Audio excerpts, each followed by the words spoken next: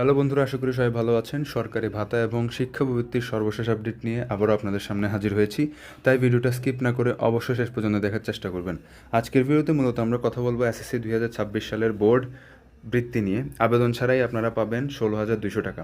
কারা এই বৃত্তির টাকা পাবেন, মেধাবৃত্তি ও সাধারণ বৃত্তিতে কত টাকা দেওয়া হবে, বৃত্তির রেজাল্ট কবে এবং কীভাবে জানবেন, এই সব বিষয় নিয়ে আজকে আমরা ক্লিয়ার করব। চলুন ভিডিওটা শুরু করা যাক। প্রথমেই আসি বৃত্তির ধরন ও বোর্ডের আওতা নিয়ে। কোনো আবেদন ছাড়াই শিক্ষার্থীরা স্বয়ংক্রিয়ভাবে তাদের অ্যাকাউন্টে এই বৃত্তির টাকা পেয়ে যাবেন। সাধারণ ও মেধাবৃত্তি মিলিয়ে সারা দেশে প্রায় 25,000 শিক্ষার্থী এই বিশেষ সুযোগ পাবেন। ঢাকা থেকে শুরু করে কারিগরি ও মাদ্রাসা সহ সকল শিক্ষা বোর্ড এই বৃত্তি প্রদান করবে। এরপর আসি মেধাবৃত্তির টাকার পরিমাণ ও মেয়াদ নিয়ে। মেধাবৃত্তি পাওয়া শিক্ষার্থীরা প্রতি মাসে 600 টাকা করে টানা 2 বছর পাবেন। এছাড়াও বছরে একবার এককালীন অনুদান হিসেবে অতিরিক্ত 900 টাকা দেওয়া হবে। 2 বছরে একজন শিক্ষার্থী মেধাবৃত্তি বাবদ মোট 16,200 টাকা পাবেন এবং তা 2028 পর্যন্ত চলবে। এরপরে আসি সাধারণ বৃত্তির টাকার পরিমাণ নিয়ে।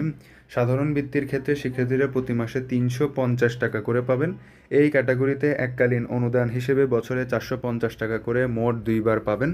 সব মিলিয়ে একজন শিক্ষার্থী সাধারণ বৃত্তি থেকে 2 বছরে মোট 9,300 টাকা পাবেন। এরপর আসি বিনা বেতনে পড়ার সুযোগ এই বিষয় নিয়ে। বৃত্তিপ্রাপ্ত সকল শিক্ষার্থী সরকারি নির্দেশ অনুযায়ী সম্পূর্ণ বিনা বেতনে অধ্যয়নের সুযোগ লাভ করবেন। অনুমোদিত কোনো শিক্ষা প্রতিষ্ঠান বৃত্তি পাওয়ার শিক্ষার্থীদের কাছে মাসিক বেতন দাবি করতে পারবে না। যদি কোনো প্রতিষ্ঠান বেতন দাবি করে তবে ওই প্রতিষ্ঠানের বিরুদ্ধে কঠোর শাস্তিমূলক ব্যবস্থা নেওয়া হবে। এরপর কারা পাবেন এই বৃত্তি, যোগ্যতার মাপকাঠি। মেধাবৃত্তির জন্য শুধুমাত্র জিপিএ 5 পাওয়া শিক্ষার্থীদের বিবেচনা করা হবে। সাধারণ বৃত্তির ক্ষেত্রে সর্বনিম্ন যোগ্যতা জিপিএ 3 থেকে জিপিএ 5 পর্যন্ত, মানে জিপিএ 3 এর উপরে থাকতে হবে।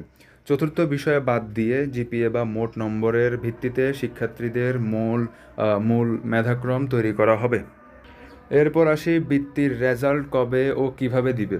এসএসসির রেজাল্ট প্রকাশের পর সর্বোচ্চ 1 মাস বা সেপ্টেম্বরের 10 থেকে 15 তারিখের মধ্যে রেজাল্ট দেওয়া হবে। প্রত্যেকটি বোর্ড আলাদাভাবে তালিকা প্রকাশ করবে, যেখানে শিক্ষার্থীর রোল, নাম ও শিক্ষা প্রতিষ্ঠানের নাম থাকবে।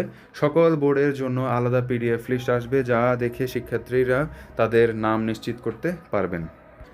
তো এই ছিল আজকের আপডেট। আশা করি সবাই সব কিছু বুঝতে পেরেছেন। সরকারি ভাতা এবং শিক্ষাবৃত্তির সর্বশেষ আপডেট সবার আগে পেতে আমাদের চ্যানেলটিকে সাবস্ক্রাইব করুন এবং যদি ভিডিওটি ভালো লাগে অবশ্যই একটি লাইক দিবেন। যদি আপনার কোনো প্রশ্ন বা মতামত থাকে অবশ্যই কমেন্ট করে জানাবেন, আমি রিপ্লাই দেওয়ার চেষ্টা করব। ধন্যবাদ।